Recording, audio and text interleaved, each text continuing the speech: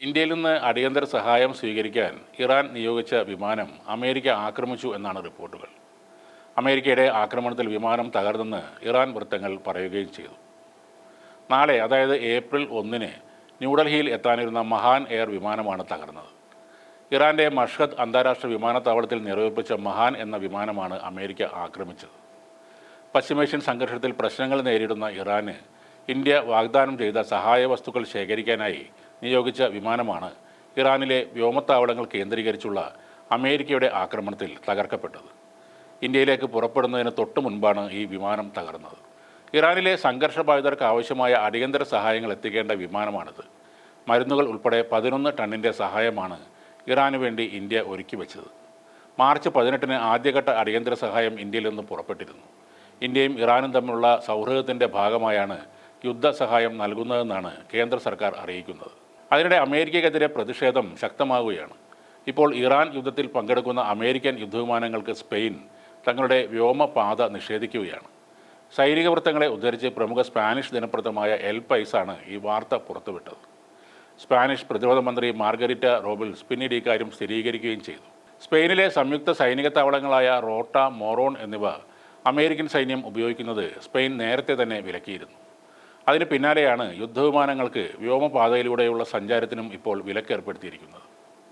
ഇതോടെ പശ്ചിമേഷ്യയിലെ ലക്ഷ്യസ്ഥാനങ്ങളിലേക്ക് പോകുന്ന അമേരിക്കൻ സൈനിക വിമാനങ്ങൾക്ക് നാറ്റോ അംഗമായ സ്പെയിനിൻ്റെ വ്യോമപാത പൂർണ്ണമായും ഒഴിവാക്കി തന്നെ മറ്റ് വഴികളിലൂടെ സഞ്ചരിക്കേണ്ടി വരും. എന്നാൽ അടിയന്തര സാഹചര്യങ്ങളിൽ ചില വിമാനങ്ങൾക്ക് ഇളവ് അനുവദിച്ചിട്ടുണ്ടെന്നും റിപ്പോർട്ടിൽ പറയുന്നു. അമേരിക്കയും ഇസ്രയേലും ചേർന്ന് ഇറാനിൽ നടത്തുന്ന ആക്രമണങ്ങളെ സ്പാനിഷ് പ്രധാനമന്ത്രി പെഡ്രോ സാഞ്ചസ് നേരത്തെ തന്നെ രൂക്ഷമായി വിമർശിച്ചിരുന്നു.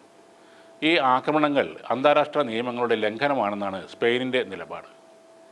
ഏകപക്ഷീയമായി ആരംഭിച്ച ഈ യുദ്ധത്തിൽ പങ്കുചേരുകയോ അതിനെ യാതൊരുവിധ പിന്തുണ നൽകുകയോ ഇല്ലെന്ന സ്പാനിഷ് സർക്കാരിൻ്റെ ഉറച്ച തീരുമാനത്തിൻ്റെ ഭാഗമായാണ് ഈ നടപടിയെന്ന് സാമ്പത്തിക മന്ത്രി കാർലോസ് ക്യൂർപ്പോവും വ്യക്തമാക്കി. അതേസമയം സൈനിക താവളങ്ങളും വ്യോമപാതയും വിലക്കിയ സ്പെയിനിൻ്റെ തീരുമാനത്തിനെതിരെ അമേരിക്കൻ പ്രസിഡന്റ് ഡൊണാൾഡ് ട്രംപ് തന്നെ നേരിട്ട് രംഗത്ത് വന്നു. തങ്ങളുടെ സൈനിക നീക്കങ്ങളെ തടസ്സപ്പെടുത്തുന്ന സ്പെയിനുമായുള്ള വ്യാപാര ബന്ധങ്ങൾ ഉടൻ വിച്ഛേദിക്കുമെന്ന് അദ്ദേഹം മുന്നറിയിപ്പ് നൽകിയിട്ടുണ്ട്. ഇരു രാജ്യങ്ങളും തമ്മിലുള്ള നയതന്ത്ര ബന്ധത്തിൽ വലിയ വിള്ളലുകൾ വീഴ്ത്തുന്നതാണ് ഇപ്പോഴത്തെ ഈ സംഭവ വികാസങ്ങൾ. അതേസമയം ഗൾഫ് രാജ്യങ്ങളിൽ ഇറാൻ ശക്തമായ ആക്രമണം തുടരുകയാണ്. ദുബായിലും ഷാർജയിലും ഇറാൻ ആക്രമണമുണ്ടായി. ദുബായിൽ ഡ്രോൺ അവശിഷ്ടം വീണ് കെട്ടിടത്തിന് തീപിടിക്കുകയും ചെയ്തു. 4 പേർക്ക് പരിക്കേറ്റു. ഷാർജയിലെ അൽത്തുറായ ടെലികോം കമ്പനിയുടെ ഓഫീസിന് നേരെയും ഇറാൻ്റെ ആക്രമണമുണ്ടായി. എന്നാൽ ആർക്കും പരിക്കില്ലെന്ന് അധികൃതർ പറയുന്നുണ്ട്. ദുബായ് തീരത്തെ എണ്ണ ടാങ്കറുകൾക്ക് നേരെയും ഡ്രോൺ ആക്രമണം ഉണ്ടായി. തീരത്ത് നിന്നും 34 നോട്ടിക്കൽ മൈൽ അകലെയാണ് സംഭവം. തീ അണക്കാനുള്ള ശ്രമം തുടരുകയാണ്. ടാങ്കറിൽ ഉണ്ടായിരുന്ന 24 ജീവനക്കാരും സുരക്ഷിതരാണെന്നാണ് വിവരം. കുവൈറ്റിൻ്റെ പടുകൂറ്റൻ എണ്ണക്കപ്പലായ അൽ സലമിക്ക് നേരെയാണ് ഡ്രോൺ ആക്രമണം ഉണ്ടായത്. 332 മീറ്റർ നീളവും 60 മീറ്റർ വീതിയും ഉള്ളതാണ് അൽ സലമി എന്ന പടുകൂറ്റൻ എണ്ണക്കപ്പൽ.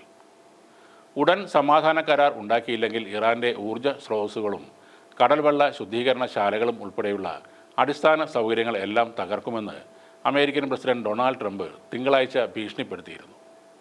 ഇറാനുമായുള്ള സമാധാന ചർച്ച നന്നായി പോകുന്നു എന്ന് പറയുന്നതിനൊപ്പമാണ് ഈ ഭീഷണിയും മുഴക്കിയത്. സംഘർഷ പശ്ചാത്തലത്തിൽ UAE-യിലെ സ്കൂളുകളിൽ ഓൺലൈൻ പഠനം നീട്ടിയിട്ടുണ്ട്. ഏപ്രിൽ 17 വരെ വിദ്യാലയങ്ങൾ തുറക്കരുതെന്നും പഠനം ഓൺലൈൻ മാത്രമാണെന്നും അധികൃതർ പറയുന്നു.